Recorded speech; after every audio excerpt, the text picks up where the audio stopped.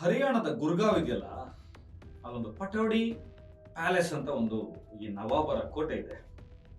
ಅಲ್ಲಿಗೆ ಈ ಬಿಷ್ಣೋಯಿಗಳು 1998 ಸೆಪ್ಟೆಂಬರ್ ತಿಂಗಳಲ್ಲೇ, ಹತ್ತತ್ರ ಸೆಪ್ಟೆಂಬರ್ 29 ಅಥವಾ 30 ಇರ್ಬೋದು, ನಿರಾಯುಧರಾಗಿ 250 ಜನ ಪಟೌಡಿ ಪ್ಯಾಲೇಸ್ ಒಳಗಡೆ ಹೋಗ್ತಾರೆ. ಅಂತ ಒಂದು ಭದ್ರ ಕೋಟೆ ಒಳಗಡೆ ಹೋಗ್ತಾರೆ. ನಿಮ್ಗೆ ಗೊತ್ತಿರುತ್ತೆ, ಪಟೌಡಿ ಪ್ಯಾಲೇಸ್ ಅಂದ್ರೆ ಅದು ನವಾಬ ಸೈಫ್ ಅಲಿ ಖಾನ್. ಆ ನಿರಾಯುಧ ಬಿಷ್ಣೋಯಿಗಳು ಕೇಳೋದು ಒಂದೇ ಒಂದು ಮಾತು, ಆ ಚಿಂಕಾರ ದೇವಸ್ಥಾನ ಇದೆಯಲ್ಲ, ಒಂದು ಪ್ರಾಣಿಗಾಗಿ ಕಟ್ಟಿದ ದೇವಸ್ಥಾನ ಇದೆಯಲ್ಲ, ಕಾಣ್ಕಣಿ ಅನ್ನೋ ಕುಗ್ರಾಮದಲ್ಲಿ, ಆ ಜೋಧ್ಪುರ್ ಪಕ್ಕದ ಆ ಮರುಭೂಮಿಯಲ್ಲಿ, ಅಲ್ಲಿಗೆ ಬಂದು ಒಂದು ಕ್ಷಮೆ ಕೇಳಬೇಕು ಅಂತ ಪಟ್ಟು ಹಿಡಿತಾರೆ. ಸೈಫ್ ಅಲಿ ಖಾನ್ ಅವತ್ತು ಮನೆಯಲ್ಲಿ ಇರಲ್ಲ, ಅವರ ಸೋದರ ಸಂಬಂಧಿ ಒಬ್ಬ ಇರ್ತಾರೆ. ನಿರಾಯುಧರಾಗಿ 250 ಜನ ಬಿಷ್ಣೋಯಿಗಳು ಸೆಪ್ಟೆಂಬರ್ 29 ಅಥವಾ 30ನೇ ತಾರೀಕು ಪಟೌಡಿ ಪ್ಯಾಲೇಸ್ ನೊಳಗಡೆ ಕೇಳಿದ ಒಂದು ಬೇಡಿಕೆ ಇತ್ತಲ್ಲ, ಆ ಬೇಡಿಕೆ ಇಲ್ಲಿಯ ತನಕ ನಡೆದು ಬಂದು ಅದಕ್ಕೊಂದು ಅಂತ್ಯ ಇಲ್ಲದಂತಹ ಒಂದು ದುರಂತಗಳಿಗೆ ಕಾರಣ ಆಗ್ತಾನೆ ಇದೆ. ಆ ಬೇಡಿಕೆ ಏನು, ಅದರ ಒಳಮರ್ಮಗಳೇನು? ಸ್ನೇಹಿತರೆ, 1485ರಿಂದ 1891, 1485ರಿಂದ 1891 ತನಕ ಈ ಬಿಷ್ಣೋಯಿಗಳೆಂದರೆ ಇವರು ವಿಕಸನಗೊಳ್ತಾ ಬಂದಿದ್ದಾರೆ, ಎವಲ್ಯೂಷನ್ ಆಗ್ತಾ ಬಂದಿದ್ದಾರೆ. ಭಾರತದ ಇತಿಹಾಸ ಇರ್ಬೋದು, ಚರಿತ್ರೆ ಇರ್ಬೋದು, ಎಲ್ಲ ಓದ್ಕೊಳ್ತಾ ಇವ್ರನ್ನ ಹುಡುಕ್ತಾ ಹೋದರೆ ಇವರು ಮೂಲತಃ 5 ರಾಜ್ಯಗಳಲ್ಲಿ 15 ಲಕ್ಷ ಇದ್ದವರು ಇವತ್ತು 1.5 ಕೋಟಿ ಜನಸಂಖ್ಯೆ ಆಗಿದ್ದಾರೆ. ಮತ್ತು ಈ ನಾಡಿಗೆ, ಈ ದೇಶಕ್ಕೆ ಅವ್ರದ್ದು ಅತಿ ದೊಡ್ಡ ಕೊಡುಗೆ ಇದೆ.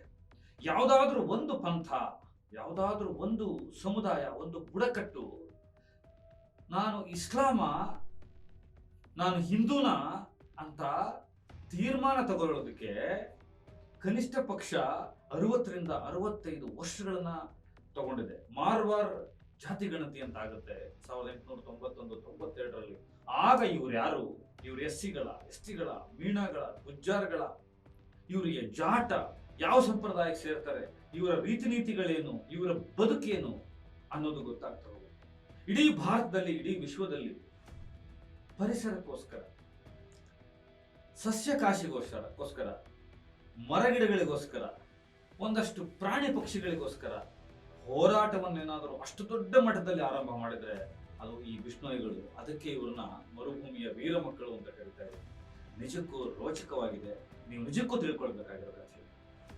ತುಂಬಾ ಮುಖ್ಯವಾಗಿ ಒಬ್ಬರು ಗುರು ಜಂಬೇಶ್ವರ್ ಭಗವಾನ್ ಅಂತ ಒಬ್ಬ ಗುರುನ ಇಟ್ಕೊಂಡು, ಆ ಗುರು ರೂಪಿಸಿದ 29 ಕಾನೂನುಗಳನ್ನ, ನೀತಿಗಳನ್ನ, ಏನು ಪಂಚಶೀಲ ತತ್ವಗಳು ಬರುತ್ತೆ ಬುದ್ಧಿಸಮಲ್ಲಿ, ಜೈನಿಸಮಲ್ಲಿ ತೀರ್ಥಂಕರರು ಬೇರೆ ಬೇರೆ ತತ್ವಗಳನ್ನ ಇಟ್ಕೊಂಡಿದ್ದಾರೋ, ಆ 29 ತತ್ವಗಳಿಗೋಸ್ಕರ ಇವತ್ತಿಗೂ ಒಂದು ಜನಾಂಗ, ಒಂದು ಸಮುದಾಯ ಕಟ್ಟುನಿಟ್ಟಾಗಿ ಪಾಲಿಸ್ತಾ ಬದುಕ್ತಾ ಇದೆ. ಹಲವಾರು ಸಾಧಕರುಗಳನ್ನ ಈ ಭಾರತಕ್ಕೆ ಕೊಟ್ಟಿದೆ. ಎಂತೆಂಥ ಕ್ರೈಮ್ಗಳು ಬಂದರೂ ಕೂಡ ಅದರಲ್ಲೊಂದು ಜೀವಂತಿಕೆಯನ್ನ ಹೇಳ್ತಾ ಇದೆ. ವ್ಯವಸ್ಥೆ ಬದಲಾದರೂ ಇದು ಬದಲಾಗ್ತಿಲ್ಲ ಅಂದ್ರೆ ನಿಜಕ್ಕೂ ಇದೊಂದು ದೊಡ್ಡ ರೋಚಕ, ಅತಿಶಯವಾದಂತ ವಿಷಯನೇ ಸರಿ. ಒಂದು ಕಥೆ ಇದೆ, ಇದನ್ನು ಹುಡುಕ್ತಾ ಹೋದ್ರೆ ರಜಪೂತರು, ಠಾಕೂರರು, ಆ ಭಾಗದ ರಾಜರುಗಳೇನಿದ್ರು, ಮೇಲ್ವರ್ಗದ ಜನ ಏನಿದ್ರು ಅನ್ನೋದು ಬಯಲಾಗ್ತಾ ಹೋದ್ರೆ, ಈ ರಜಪೂತರುಗಳಿಗೋಸ್ಕರ ಸೈನಿಕರಾಗಿ ಕೆಲಸ ಮಾಡ್ತಿದ್ದಂತಹ ಜಾಟ್ ಪೈಕಿ ಈ ಬಿಷ್ಣೋಯಿಗಳಿದಾರಲ್ಲ, ಇವರು ಅವರ ವಿರುದ್ಧವೇ ತಿರುಗಿ ಬಿದ್ದ ಒಂದು ಪ್ರಸಂಗ ಇದೆ. 700 ಮರಗಳನ್ನ ತಪ್ಕೊಳ್ತಾರೆ. ಈ ಮರಗಳನ್ನ ನಮ್ಮ ತಲೆ ಹೋದ್ರೂ ಕೂಡ ನಾವು ಬಿಡೋದಿಲ್ಲ, ಕಡಿಯೋಕ್ ಬಿಡಲ್ಲ ಅಂತ. ಆದ್ರೆ ಆ ನಿರ್ದಾಕ್ಷಿಣ್ಯವಾದಂತ ಕ್ರೂರಿ ರಾಜ 700 ತಲೆಗಳನ್ನ ಉಳಿಸ್ತಾನೆ. ಇವತ್ತಿಗೂ ವೈಲ್ಡ್ ಲೈಫ್ ಪ್ರಿಸರ್ವೇಷನ್ ಅಲ್ಲಿ ಅದು ದಾಖಲಾತಿ ಇದೆ, ಮತ್ತು ಅದರ ಬಗ್ಗೆ ಒಂದು ಪ್ರಶಸ್ತಿ ಕೂಡ ಕೊಡ್ತಾರೆ ಅಂತ ಇವತ್ತಿಗೆ ಬಿಷ್ಣೋಯ್ ದೊಡ್ಡ ಪಾತಕಿಯಾಗಿ, ಕುಖ್ಯಾತನಾಗಿ ಕಾಣ್ತಾ ಇರ್ಬೋದು. ಆದ್ರೆ ಅವನ ಸಮುದಾಯದ ಕಥೆ, ಅವನ ಜನರ ಕಥೆ, ಇಡೀ ಭಾರತ ದೇಶದ ಕಥೆ. ನೀವು ಕೇಳಿಸ್ಕೊಳ್ಳೇಬೇಕು, ಇದನ್ನು ನೀವು ನೋಡ್ಲೇಬೇಕು. ಅದಕ್ಕೆ ಸತ್ಯವನ್ನ ಹೆಕ್ಕಿ ತಂದು ಹೇಳ್ತಾ ಇದ್ದೀನಿ. ಒಂದು ಸಣ್ಣ ಉದಾಹರಣೆ ಹೇಳಿ ಕಥೆಯನ್ನ ಆರಂಭ ಮಾಡ್ತೀನಿ. ಆ ಬಿಷ್ಣೋಯಿ ಒಬ್ಬ ದೊಡ್ಡಪ್ಪ, ಲಾರೆನ್ಸ್ ಬಿಷ್ಣೋಯಿ ಏನಲ್ಲ, ಇದು ಅವರ ದೊಡ್ಡಪ್ಪನ ಕಥೆ. ಆತ ನಿರ್ಧಾರ ಮಾಡ್ತಾನೆ, ನಾನು ಗುರು ಏನ್ ಹೇಳಿದ್ರು ಜಂಬೇಶ್ವರ ಭಗವಾನರು ಆ 29ಗಳನ್ನು ಆ ಪಾಲಿಸಿಗಳೇನಿದೆ, ನೀತಿಗಳೇನ ಅದನ್ನ ಫಾಲೋ ಮಾಡ್ತೀನಿ, ಅನುಸರಿಸ್ತೀನಿ ಜೀವನದಲ್ಲಿ. ಕೊನೆ ತನಕ ನಾನು ಬಿಡೋದೇ ಇಲ್ಲ. ನನಗಾಗಬೇಕಾಗಿರೋದೇನು ಅಂದ್ರೆ, ನನ್ನ ಕೃಷ್ಣ ಮೃಗ ಏನಿದೆ, ಚಿಂಕಾರ ಅಂತ ಕರೀತಾರೆ ಅವ್ರ ಭಾಷೆಯಲ್ಲಿ. ನಾವು ಬ್ಲಾಕ್ ಬಕ್ ಅಂತೀವಿ, ಕೃಷ್ಣ ಮೃಗ ಅಂತೀವಿ, ಬೇರೆ ಬೇರೆ ಹೆಸರುಗಳಿದೆ. ಅದು ಪರಿಚ್ಛೇದಗಳು ತುಂಬಾ ಇದೆ. ಅವುಗಳು ನಿರಾಯಾಸವಾಗಿ ಆರಾಮಾಗಿ ಆಕಾಶದ ಕೆಳಗಡೆ ಈ ಭೂಮಿಯ ಮೇಲೆ ಯಾವುದೇ ವಾಹನ ಇರ್ಬೋದು, ಜನ ಇರ್ಬೋದು, ಆಯುಧಗಳಿರ್ಬೋದು, ಯಾವುದರದೇ ಭಯ ಇಲ್ದಲೆ ಅವು ಆರಾಮಾಗಿ ಮನುಷ್ಯನ ತರನೇ ಓಡಾಡಬೇಕು, ಸ್ವಚ್ಛಂದವಾಗಿ ಓಡಾಡಬೇಕು. ಅಲ್ಲಿ ತನಕ ನಾನು ಒಂದು ವ್ರತ ಮಾಡ್ತೀನಿ ಅಂತಾನೆ. ನಿಜಕ್ಕೂ ಹೇಳ್ತೀನಿ, 98ರ ಈ ಸಲ್ಮಾನ್ ಖಾನ್ ಘಟನೆಯಿಂದ ರೊಚ್ಚಿಗೆದ್ದಂಥ ಈ ದೊಡ್ಡಪ್ಪ ಕೋವಿಡ್ ಸಂದರ್ಭದಲ್ಲಿ ಆತನ ಗುರು ಆಶೀರ್ವಾದದಿಂದ, ಆತನ ನಂಬಿಕೆ, ಈ ಸಾರಂಗಗಳು, ಕೃಷ್ಣ ಮೃಗಗಳು, ಜಿಂಕೆಗಳು, ಚಿಂಕಾರಗಳು ರೋಡಲ್ಲಿ, ರಸ್ತೆಗಳಲ್ಲಿ, ನಗರಗಳಲ್ಲಿ, ರಾಜಸ್ಥಾನ, ಮಧ್ಯಪ್ರದೇಶ, ಹರಿಯಾಣದಲ್ಲಿ ಓಡಾಡಕ್ಕೆ ಸ್ಟಾರ್ಟ್ ಮಾಡ್ತಾರೆ. ನೀವು ನೋಡಿರ್ತೀರಲ್ಲ ವಿಡಿಯೋಗಳಲ್ಲಿ. ಆಗ ತನ್ನ ಒಂದು ವ್ರತಕ್ಕೆ ಒಂದು ಗೌರವ ಬಂತು, ಗುರುವಿನ ಆಶೀರ್ವಾದ ಆಯಿತು ಅಂತ. ಪರಿಸರಕ್ಕಾಗಿ, ಪರಿಸರದ ಕಾಳಜಿಗಾಗಿ, ಈ ದೇಶಕ್ಕಾಗಿ ಇಂಥದ್ದನ್ನೆಲ್ಲ ಮಾಡ್ತಿರೋರನ್ನ ನಾವೊಂದು ಕ್ರೈಮ್ಗೆ ಸೀಮಿತವಾಗಿ ಹೇಳಿಬಿಟ್ರೆ ಸಾಧ್ಯವಾಗಲ್ಲ. ಕ್ರೈಮ್ ಇಲ್ಲ ಅಂತ ಹೇಳ್ತಾ ಇಲ್ಲ ನಾವು ಅದನ್ನ ಅಷ್ಟು ಮಾತ್ರಕ್ಕೆ ಸೀಮಿತಗೊಳ್ಳದೆ ವಿಸ್ತಾರವಾಗಿ ದೇಶನ ಅರ್ಥ ಮಾಡ್ಕೊಳ್ಳೋಕೆ ಈ ಕಥೆ ಹೇಳೋದು. ಸ್ನೇಹಿತರೆ ನಮಸ್ಕಾರ, ಅಖಾಡಕ್ಕೆ ಸ್ವಾಗತ. ಇದು ಬಿಷ್ಣೋಯಿಗಳ ಕಥೆ, ಮರುಭೂಮಿಯ ವೀರ ಮಕ್ಕಳ ಕಥೆಯ 2ನೇ ಸರಣಿ. ನಿಜಕ್ಕೂ ಮೊದಲ ಆವೃತ್ತಿಗೆ ನೀವು ಕೊಟ್ಟಂತಹ ಪ್ರೋತ್ಸಾಹ, ತುಂಬಾ ಜನ ದೊಡ್ಡವರು, ತಿಳ್ಕೊಂಡವರು, ಜ್ಞಾನಿಗಳು ಅದರ ಬಗ್ಗೆ ಮಾತನಾಡಿದ್ರು. ತುಂಬಾ ಜನ ಕಮೆಂಟ್ಸ್ ಹಾಕಿದಿರಿ. 10 ಲಕ್ಷಗಟ್ಟಲೆ ಜನ ನೋಡಿದಿರಿ. ತುಂಬಾ ಖುಷಿ ಆಯ್ತು. ಮತ್ತಷ್ಟು ಉತ್ತೇಜನ ಬರುತ್ತೆ ನನಗೆ ಇಂಥದ್ನೆಲ್ಲ ರಿಸರ್ಚ್ ಮಾಡಿ ಬಂದು ನಿಮ್ಮ ಎದುರುಗಡೆ ಕಥೆಯನ್ನ ಪ್ರಸ್ತುತಪಡಿಸೋದಕ್ಕೆ. ಇವತ್ತಿನ ವಿಚಾರದಲ್ಲಿ ಈ ಬಿಷ್ಣೋಯಿಗಳಂದ್ರೆ ಯಾರು, ಇದು ಎಲ್ರಿಗೂ ಕಾಡುವಂತ ಒಂದು ಸಹಜವಾದ ಕುತೂಹಲ. ನಮಗೆ ಬಿಷ್ಣೋಯಿ ಅಂದ್ರೆ ಗೊತ್ತಿರೋದು, ಗೂಗಲ್ ಮಾಡಿದ ತಕ್ಷಣ ಲಾರೆನ್ಸ್ ಬಿಷ್ಣೋಯಿ ಬರ್ತಾನೆ, ಅವನ ಪಾತಕ ಲೋಕ ಬರುತ್ತೆ, ಸಲ್ಮಾನ್ ಖಾನು, ಸೈಫ್ ಅಲಿ ಖಾನು, ಸಿದ್ದಿಕಿ, ಈ ತರದವರೆಲ್ಲ ಒಂದಷ್ಟು ಬರ್ತವೆ. ಆದ್ರೆ ಇವ್ರ ಕಥೆ ತುಂಬಾ ರೋಚಕವಾಗಿದೆ, ತುಂಬಾ ಇಂಟ್ರೆಸ್ಟಿಂಗ್ ಆಗಿದೆ, ತುಂಬಾ ಪರಿಸರಕ್ಕೆ ಸಂಬಂಧಪಟ್ಟಿದೆ. ನಿಜಕ್ಕೂ ಈ ಬಿಷ್ಣೋಯಿಗಳ ಕಥೆನ ನೀವು ತಿಳ್ಕೊಂಡ್ರೆ ಭಾರತದ ಕಥೆಯನ್ನು ತಿಳ್ಕೊಂಡ್ರೆ. ಸ್ನೇಹಿತರೆ, 1451ರಿಂದ 1536 ತನಕ ಈ ಥಾರ್ ಮರುಭೂಮಿಯ ಪಶ್ಚಿಮ ಭಾಗಗಳಲ್ಲಿ ಒಬ್ಬ ಗುರು ಹುಟ್ಟುಕೊಳ್ತಾರೆ. ಅವರ ಹೆಸರು ಜಂಪೇಶ್ವರ, ಜಂಬೂಜಿ ಅಂತ ಬೇರೆ ಬೇರೆ ಹೆಸರುಗಳಿಂದ ಅವರನ್ನ ಜನ ಈಗಲೂ ಕೂಡ ಕರೀತಾರೆ. ನಾವು ಜಂಬೋಜಿ ಅಂತ ಇಟ್ಕೊಂಡ್ಬಿಡೋಣ. ಈ ಗುರುವಿನ ಉಗಮ ಇದೆಯಲ್ಲ, ಈ ಗುರುವಿನ ಉಗಮ, ಆತನ ಜೀವನ ಶೈಲಿ ಈ ಬಿಷ್ಣೋಯಿ ಪಂಥಗಳಿಗೆ ಒಂದು ಜನ್ಮ ಕೊಡುತ್ತೆ. ಹೇಗೆ ಕ್ರಿಸ್ತನಿಂದ ಕ್ರೈಸ್ತರು ಬಂದ್ರು, ಪ್ರೊಫೆಟ್ ಮೊಹಮ್ಮದ್ ಪೈಗಂಬರ್ ಅವರಿಂದ ಇಸ್ಲಾಂ ಹುಟ್ಟುಕೊಳ್ತವರು, ಹೇಗೆ ಶ್ರೀಕೃಷ್ಣ ಭಗವದ್ಗೀತೆಯನ್ನ ನಮಗೆ ಬೋಧಿಸಿದನೋ, ಅದೇ ತರ ಗುರುನಾನಕರು ನಾನಕ್ ಪಂಥ, ಗುರುಪಂಥವನ್ನು ಹೇಗೆ ತಂದ್ರು, ಆಗ ಅದು ಅಪ್ಪಟ ರಾಜಸ್ಥಾನವಾಗಿರುತ್ತೆ. ಇವ್ರನ್ನ, ಈ ಜಂಬೋಜಿ ಅವ್ರನ್ನ, ಜಂಬೇಶ್ವರರನ್ನ ಥಾರ್ ಮರುಭೂಮಿಯ ಮಸಾಯ ಅಂತ ಕರೀತಾರೆ. ಆಗ ಜನ ಇವರನ್ನ ಫಾಲೋ ಮಾಡಿದಂತ ಜನ ಏನಿದ್ದಾರೆ, ಅವರು ಇಸ್ಲಾಂ ರೀತಿಯಲ್ಲಿ ಪ್ರಾರ್ಥನೆ ಮಾಡ್ತಾ ಇರ್ತಾರೆ. ಒಂದು ಮರದ ಕೆಳಗಡೆ ಕೂತ್ಕೊಂಡು ನಮಾಜ್ ಮಾಡ್ತಾ ಇರ್ತಾರೆ. ನಮಾಜ್ ರೀತಿಯಲ್ಲಿ ಇರುತ್ತೆ ಅದು. ಅಂದ್ರೆ ಅವರ ದೈವಾರಾಧನೆ ಏಕಾರಾಧನೆ ಆಗಿರುತ್ತೆ ಮತ್ತು ಪ್ರಕೃತಿಗೆ ಆಗಿರುತ್ತೆ. ಮತ್ತು ವೈಷ್ಣವರ ರೀತಿಯಲ್ಲಿ ಅವರು ದೇವರು ಮತ್ತು ಮೂರ್ತಿ ಅಂತಿದ್ರೆ ವಿಷ್ಣುನ ಮಾಡ್ತಾ ಇರ್ತಾರೆ. ಸೊ ಈ ಎರಡು ಗೊಂದಲಗಳು ಇದ್ದಾಗ ಜಂಬೋಜಿ ಅವರು ಪರಿಸರ ಮತ್ತು ವಿಷ್ಣು ಎರಡರ ಕಾಂಬಿನೇಷನ್ ಅಲ್ಲಿ ಇದೊಂದು ಪಂಥವನ್ನ ರೂಪಿಸ್ತಾ ಹೋಗ್ತಾರೆ. ಇಂಟ್ರೆಸ್ಟಿಂಗ್ ಏನಂದ್ರೆ, ಇವರ 1536ರಲ್ಲಿ ಇವರು ಕಾಲವಾದಾಗ ಅಷ್ಟೊತ್ತಿಗೆ ಇವರು ಒಂದು 29 ಸೂತ್ರಗಳನ್ನ ರಚನೆ ಮಾಡಿಬಿಟ್ಟಿರ್ತಾರೆ. ಜಂಬೇಶ್ವರ ಗುರುಗಳು ಈ ಬಿಷ್ಣೋಯಿಗಳು ಮತ್ತು ವಿಷ್ಣೋಯಿಗಳ ಪಂಥಕ್ಕೆ. ಇದೆಲ್ಲವೂ ರಿಸರ್ಚ್ ಆಗಿ 1891-92ರ ಕಾಲಘಟ್ಟದಲ್ಲಿ, ಅಂದ್ರೆ 15ನೇ ಶತಮಾನದಲ್ಲಿ ಹುಟ್ಟಿಕೊಂಡಂತ ಈ ಗುರುವಿನ ಬಗ್ಗೆ ಶತಶತಮಾನಗಳ ಕಳೆದ ನಂತರ ರಿಸರ್ಚ್ಗಳು ನಡೆದಾಗ ಇವರನ್ನ ಈಗ ಮಾರ್ವಾರ್ ಜಾತಿ ಗಣತಿ ಪ್ರಕಾರ ಇವರನ್ನ ಜಾಟ್ಗಳು ಅಂತ ಹೇಳ್ತಾ ಇದ್ದಾರೆ. ಮೀಣಾಗಳು ಮತ್ತು ಗುಜ್ಜಾರ್, ಜಾಟ್ ಅನ್ನೋದೆಲ್ಲ ವೈಷ್ಣವ ಪಂಥದಲ್ಲಿ ಬರುತ್ತೆ. ನಮ್ಮಲ್ಲಿ ಇರುವ ಹಾಗೇನೆ ಮೇಲ್ವರ್ಗ, ದಲಿತರು, ದೀನರು, SC ಗಳಂತ ಕರಿಬೇಕು, ಸಾಮಾಜಿಕವಾಗಿ ಅವರನ್ನ ಈ ತರದ್ದೆಲ್ಲ ಏನಿದೆ, ಶೂದ್ರರು, OBC ಗಳಂತ ಇದೆ, ಆ ತರ ಒಂದು ಪ್ರವರ್ಗಗಳಿರುತ್ತೆ. ಆ ಪ್ರವರ್ಗಗಳಿಗೆ ಬಂದಾಗ ಇವ್ರನ್ನ ಈಗ ಜಾಟ್ಗಳು ಅಂತ ಕರಿತಾ ಇದ್ದಾರೆ. ಆದ್ರೆ ಅವರ ರೀತಿ ನೀತಿಗಳೆಲ್ಲ ತುಂಬಾ ಪರಿಸರಕ್ಕೆ ಸಂಬಂಧಪಟ್ಟಿದ್ದು. ಈಗ ನಮ್ಮಲ್ಲಿ ಈ ಮಲೆಗುಡಿಯರು ಅಂತ ಕರಿತೀವಿ, ಸೋಲಿಗರು ಅಂತ ಕರಿತೀವಿ, ಈ ನಾನಾ ಹೆಸರುಗಳಿಂದ ಕರಿತೀವಲ್ಲ. ಈಗ ನಮ್ಮ ದ್ವಾರಕನಾಥ್ ಅಂತವರೆಲ್ಲ ತುಂಬಾ ದೊಡ್ಡ ದೊಡ್ಡ ಹೋರಾಟವನ್ನ ಮಾಡಿದ್ದಾರೆ ಮೈಕ್ರೋ ಮೈನಾರಿಟಿಗಳಿಗೋಸ್ಕರ. ಅಂದ್ರೆ ಅವ್ರನ್ನ ಹುಡುಕಬೇಕು ಸಮಾಜದಲ್ಲಿ, ಆದ್ರೆ ಅವರ ಕೊಡುಗೆ ತುಂಬಾ ಇರುತ್ತೆ ಕಾಡುಗಳಿಗೋಸ್ಕರ. ನೀವು ದರ್ವೇಶಿಗಳನ್ನು ನೋಡಿರ್ಬೋದು, ಹಂದಿ ಜೋಗಿಗಳನ್ನು ನೋಡಿರ್ಬೋದು, ಬೇರೆ ಈ ಶಿಳ್ಳೆ ಕ್ಯಾತರು ಅಂತ ಕರಿತೀವಿ ನಾವು, ಬೇರೆ ಬೇರೆ ಹೆಸರುಗಳಿಂದ ಕರಿತೀವಲ್ಲ, ಮಾಂಗ್ ಗಾರುಡಿಗರು ಅಂತ ಕರಿತೀವಲ್ಲ, ಆ ತರದವರು ಇವರು. ಇವರಿಗೆ ಮರ ಹತ್ತುವುದು, ಬೇಟೆಗಾರರನ್ನೇ ಬೇಟೆಯಾಡುವ ರಣ ಬೇಟೆಗಾರರು ಅಂತ ನಾವು ಸಿನಿಮಾ ಶೈಲಿಯಲ್ಲಿ ಡೈಲಾಗ್ಗಳನ್ನು ಕೇಳಿದೀವಲ್ಲ, ಆ ತರದ ಒಂದು ಪಟ್ಟು ಹಿಡಿದಂತ ಜನ. ಇದರ ಫ್ಲೇವರ್ ನಿಮಗೆ ಸನ್ನಿ ಡಯಾಲ್ದು ಜಾಟ್ ಅಂತ ಒಂದು ಸಿನಿಮಾ ಬಂದಿದೆ, ಅದನ್ನ ನೋಡಿದ್ರೆ ಸಣ್ಣ ಕ್ಯಾರೆಕ್ಟರೈಸೇಷನ್ ನಿಮಗೆ ಅರ್ಥ ಆಗುತ್ತೆ, ಬಿಟ್ರೆ ಅದರ ಡೀಟೇಲ್ ನಾನು ಹೇಳ್ತೀನಿ.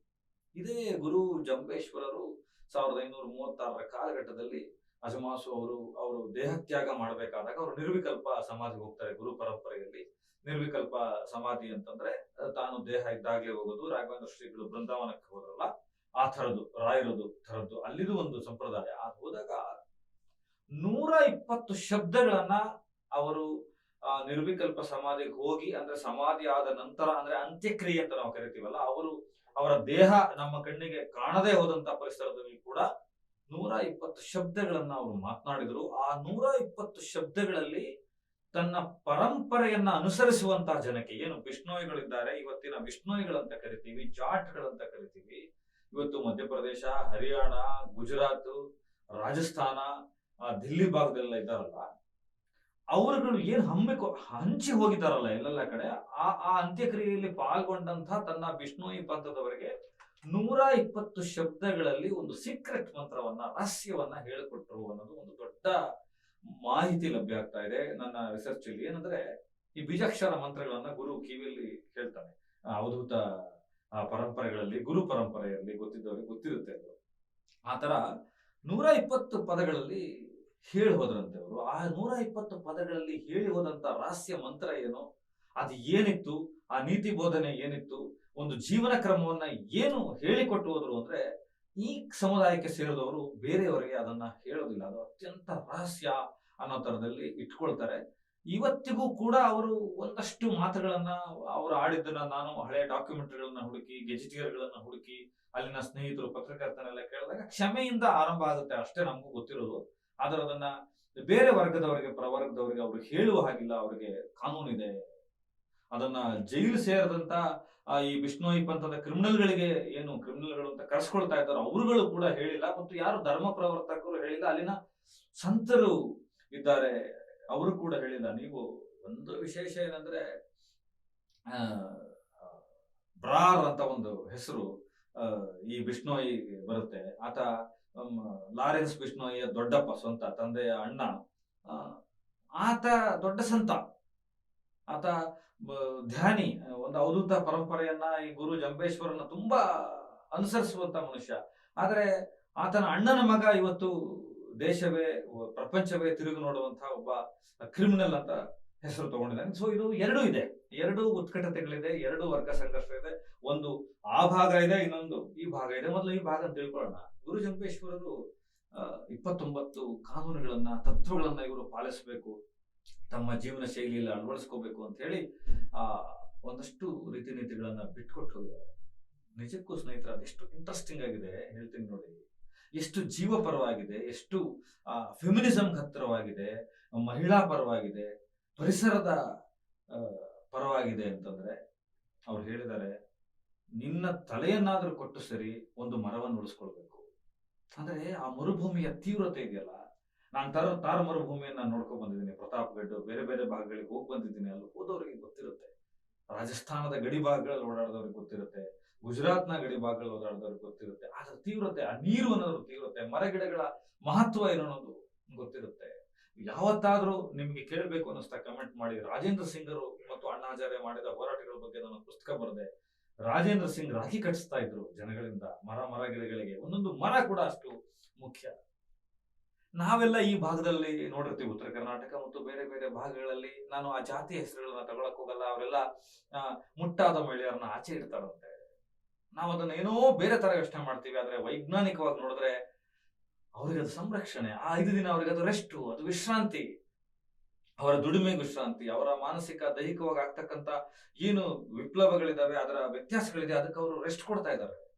ಈ ಗುರು ಇನ್ನೂ ಒಂದು ಹೆಜ್ಜೆ ಮುಂದಕ್ಕೆ ಹೋಗಿದ್ದಾರೆ. ಯಾವ ಕಾಲಕ್ಕೆ ಸ್ನೇಹಿತರೆ? 1500ರ ಕಾಲಘಟ್ಟಕ್ಕೆ ಹೋಗಿದ್ದಾರೆ. ಏನು ಅಂದ್ರೆ, ಯಾವುದೇ ಮಹಿಳೆ ಬಾಣಂತನ ಮಾಡಿಸ್ಕೊಳ್ಳುವಾಗ ಊರ ಹೊರಗಡೆ ಅದು ಕೇಜರಿ ಅನ್ನೋ ಮರ ಇರಬೇಕು.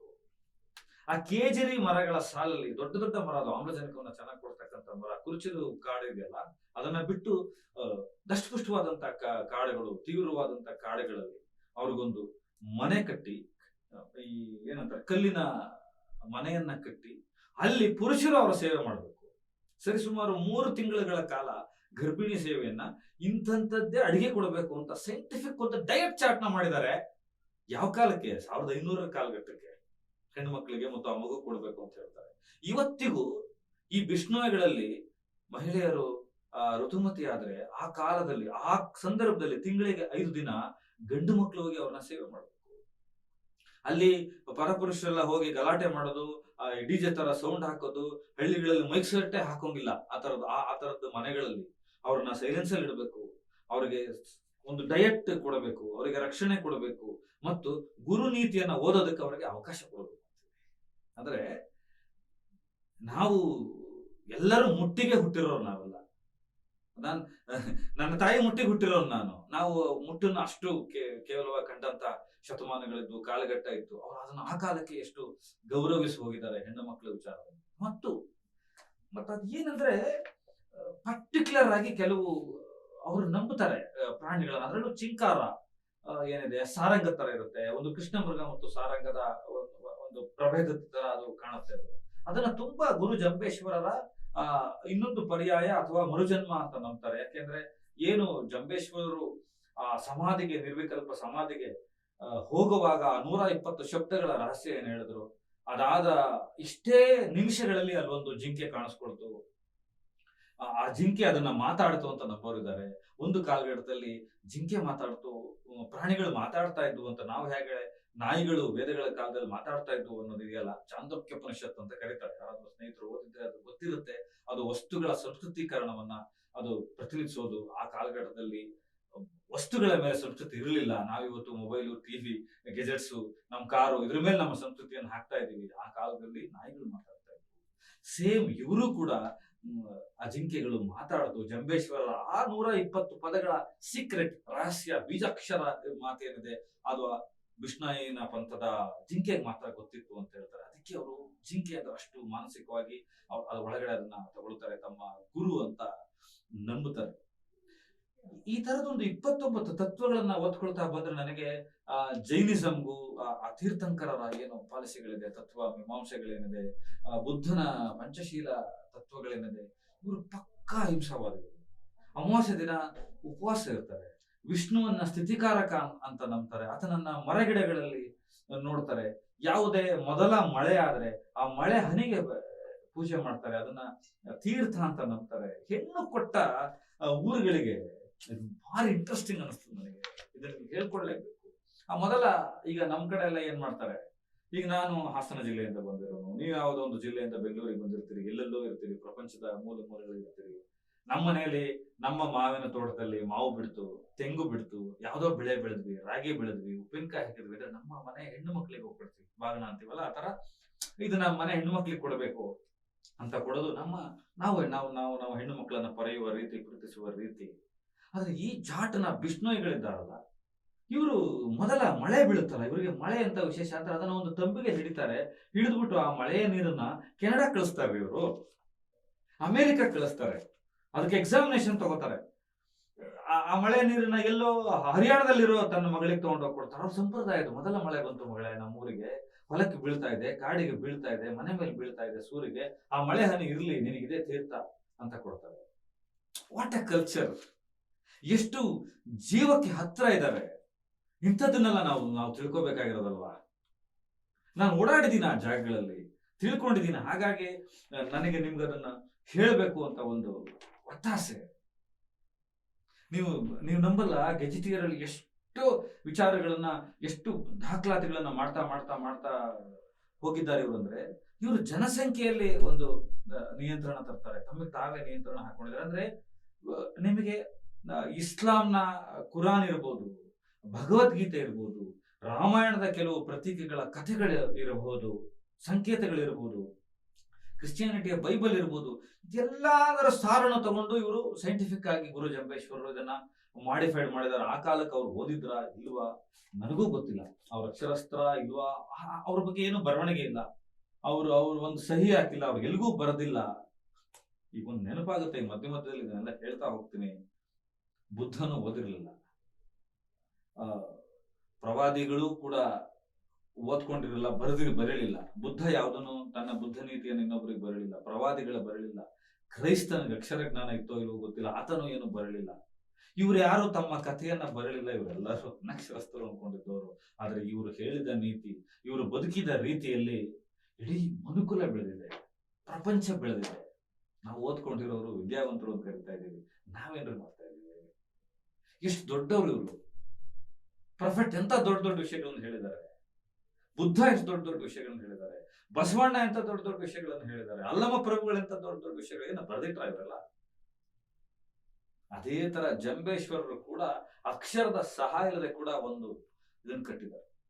ನಿಮಗೆ ವಿಜಯ್ ಬಿಷ್ಣೋಯ್ ಅಂತ ಗುಜರಾತ್ನ ಚೀಫ್ ಜಸ್ಟಿಸ್ ಆಗಿದ್ರು ಲಾಸ್ಟ್ 2 years ಬ್ಯಾಕ್ ತನಕ ಅನಿಸುತ್ತೆ. ಅವರು ಒಂದು ಇಂಟರ್ವ್ಯೂ ಹೇಳೋದನ್ನ ಕೇಳಿದೆ ನಾನು ಹುಡುಕ್ತಾ. ಒಂದು ದಿನಕ್ಕೆ 4 ಗಿಡಗಳಿಗೆ, 4 ಪ್ರಾಣಿಗಳಿಗೆ ಯಾವ ಮಾತು ಬರದೆ, ಚಲನೆ ಇಲ್ಲದೆ ಮಾತು ಬರದ ಜೀವಗಳು, ಚಲನೆ ಇಲ್ಲದೆ ಮಾತು ಬರದ ಜೀವಗಳು ಅಂದ್ರೆ ಪ್ರಾಣಿ, ಇವು ಗಿಡಗಳು, ಸಸ್ಯಕಾಶಿ, ಮರ ಗಿಡಗಳು. ಚಲನೆ ಇರುವ ಮೂಕ ಪ್ರಾಣಿಗಳು ಅಂದ್ರೆ ಪ್ರಾಣಿಗಳು, ಅದು ನಾಯಿ ಇರ್ಬೋದು, ಜಿಂಕೆ ಇರ್ಬೋದು, ಇದಿರ್ಬೋದು. ಇವಕ್ಕೆ 4 ಮರಗಿಡಗಳಿಗೆ ಮತ್ತು 4 ಮೂಕ ಪ್ರಾಣಿಗಳಿಗೆ ನಾನು ನೀರು ಕುಡಿಸ್ಲೇಬೇಕು, ನಾನು ನೀರನ್ನಾದ್ರೂ ಹಾಕ್ಬೇಕು, ಆಹಾರ ಹಾಕ್ಬೇಕು, ಇದು ನನ್ನ ಧರ್ಮ ಹೇಳಿದೆ ಅಂತೇಳಿ ಒಬ್ಬ ಚೀಫ್ ಜಸ್ಟಿಸ್, ಗುಜರಾತ್ ನಂತ ದೊಡ್ಡ ದೊಡ್ಡ ಸಿಟಿಗಳಲ್ಲಿ ಬದುಕೋರು, ಫಾರಿನ್ಗೆ ಹೋದ್ರು ಕೂಡ ಹುಡ್ಕೊಂಡು ಹೋಗೋರಂತೆ. ನನ್ನ ಊಟ ಇವತ್ತಿಂದ ಮುಗಿಬೇಕು, ನನ್ನ ದಿನ ಇವತ್ತು ಮುಗಿಬೇಕು, ನನ್ನ ನಿದ್ರೆ ಸ್ಟಾರ್ಟ್ ಆಗ್ಬೇಕು, ನಾನು ಇಷ್ಟೆಲ್ಲ ಮಾಡ್ಲೇಬೇಕು ಅಂತ. ಎಂತೆಂಥವ್ರು ಇದಾರೆ ಗೊತ್ತೇನ್ರಿ ಈ ಧರ್ಮದಲ್ಲಿ, ಈ ಪಂಥದಲ್ಲಿ ಹುಟ್ಟಿ ಬೆಳೆದವರು. ನಾವು ಲಾರೆನ್ಸ್ ಬಿಷ್ಣೋಯ್ನ ಇಟ್ಕೊಂಡು ಬಿಷ್ಣೋಯ್ನ ನೋಡ್ತಾ ಇದ್ದೀವಿ. ಇದು ಈ ಈ ಈ ಪಂಥ ಇಷ್ಟು ವಿಕಸನಗೊಂಡು ಬಿಟ್ಟಿದೆ, ಕ್ಷಮೆ ಮತ್ತು ಕರುಣೆಯನ್ನ ಇಟ್ಕೊಂಡಿದೆ. ಇದಕ್ಕೆ ಉದಾಹರಣೆಗಳನ್ನ, ಜೀವಂತ ಉದಾಹರಣೆಗಳನ್ನ ನಿಮ್ಗೆ ನೆಕ್ಸ್ಟ್ ಎಪಿಸೋಡ್ ಅಲ್ಲಿ ಹೇಳ್ತಾ